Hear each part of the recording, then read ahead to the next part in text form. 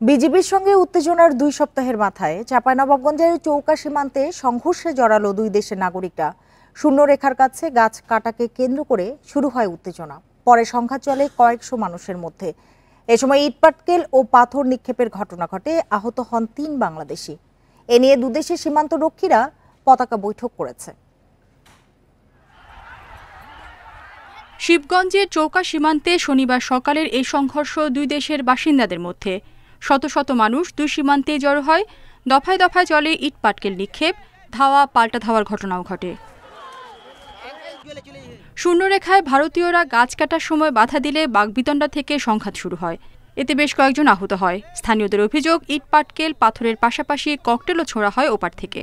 বাংলাদেশের গাছ অনেকটি কেটে ফেলে দিয়েছে, অনেক ডালপালা কেটে পড়ে আছে এখনো, এবং টিএসএল মারছে ওদের বিএসএফ। তারা তারবাড়া কেন্দ্র করে যে ঝামেলা হয়েছিল গত 6, 7 এবং 8 তারিখ, সেটাকে কেন্দ্র করে কিন্তু আজকের ঘটনাটা। তারা চাচ্ছে যে এই আমাদের এই সীমান্ত এলাকাতে যাতে করে সবসময় উত্তক্ত থাকে।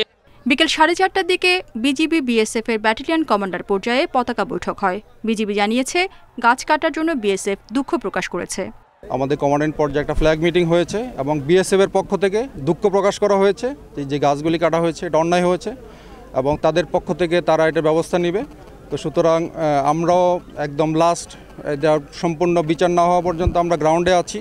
একই সীমান্তে বিএসএফ এর বেড়া নির্মাণ ঘিরে গত 5 জানুয়ারি উত্তেজনা দেখা দেয়। সে সময় বিজিবির বাধার মুখে পিছু হটে বিএসএফ। Independent news.